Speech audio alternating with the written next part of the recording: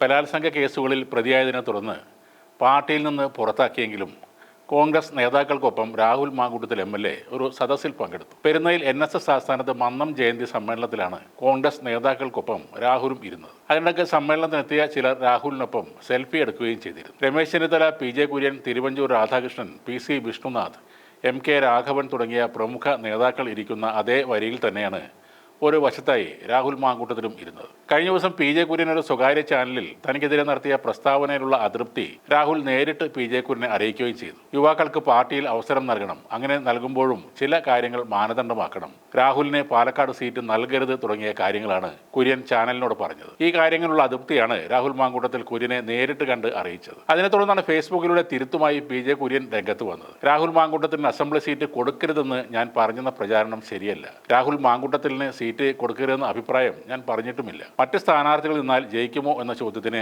ആര് നിന്നാലും ജയിക്കും എന്നാണ് ഞാൻ പറഞ്ഞത്. ആ വിവരം അറിയിക്കാനാണ് ഈ കുറിപ്പ്. മറ്റുള്ള പ്രചാരണം ശരിയല്ല. ഇതാണ് കുര്യൻ ഫേസ്ബുക്കിൽ എഴുതിയത്. പിടിച്ചെടുത്ത പാലക്കാട് സീറ്റിൽ ഇനി സ്ഥിതി എന്താകും എന്ന മാധ്യമ പ്രവർത്തകന്റെ ചോദ്യത്തിന് PJ കുര്യൻ ആദ്യം മറുപടി നൽകിയത് രാഹുൽ പാർട്ടിയിൽ ഇല്ലാത്തതുകൊണ്ട് വേറെ ആളെ നിർത്തും, പ്രഗത്ഭരായ സ്ഥാനാർത്ഥികൾ പാലക്കാട് തന്നെയുണ്ട് എന്നാണ്. ഈ പരാമർശങ്ങൾക്ക് ശേഷമാണ് പെരുന്നയിൽ വെച്ച് രണ്ടുപേരും തമ്മിൽ കണ്ടുമുട്ടിയത്. നേരത്തെ കേസായതോടെ ഒളിവിൽ പോയ രാഹുൽ മാങ്കൂട്ടത്തിൽ പിന്നീട് തദ്ദേശ തെരഞ്ഞെടുപ്പിൽ വോട്ട് ചെയ്യാനാണ് പൊങ്ങിയത്. അന്ന് കോൺഗ്രസ് പ്രവർത്തകർ രാഹുലിനെ സ്വീകരിച്ചത് കടുത്ത വിമർശനങ്ങൾക്കും ഇടയാക്കിയിരുന്നു. എന്നാൽ ഈ പെരുന്നയിലെ വേദിയിൽ രമേശ് ചെന്നിത്തല കാണിച്ചത് എല്ലാ കോൺഗ്രസ് നേതാക്കൾക്കും മാതൃക ആകാവുന്ന തരത്തിലുള്ള ഒരു പെരുമാറ്റമായിരുന്നു. ബലാത്സംഗ കേസിന് പിന്നാലെ കോൺഗ്രസ് പുറത്താക്കിയ രാഹുൽ മാങ്കൂട്ടത്തിൽ MLAക്ക് പൊതുവേദിയിൽ വെച്ച് മുഖം നൽകാതെയാണ് മുതിർന്ന നേതാവ് രമേശ് ചെന്നിത്തല പോയത്. NSS പരിപാടിയിൽ പങ്കെടുത്ത് രമേശ് ചെന്നിത്തല മടങ്ങിപ്പോകുമ്പോഴായിരുന്നു സംഭവം ഉണ്ടായത്. രമേശ് ചെന്നിത്തലയെ കണ്ട് സംസാരിക്കാനായി രാഹുൽ മാങ്കൂട്ടത്തിൽ ബഹുമാനത്തോടെ ചാടി എഴുന്നേറ്റെങ്കിലും അദ്ദേഹം മുഖം കൊടുക്കാതെ കടന്നുപോകുകയായിരുന്നു. യുവതികളുടെ വെളിപ്പെടുത്തലുകൾക്ക് പിന്നാലെ യൂത്ത് കോൺഗ്രസ് സംസ്ഥാന പ്രസിഡന്റ് പദവിയിൽ നിന്നും രാജിവെക്കുകയും പാർട്ടി പ്രാഥമിക അംഗത്വത്തിൽ നിന്നും പുറത്താക്കുകയും ചെയ്ത നേതാവാണ് രാഹുൽ മാങ്കൂട്ടത്തിൽ. പാലക്കാട് MLA ആയ രാഹുലിനെതിരെ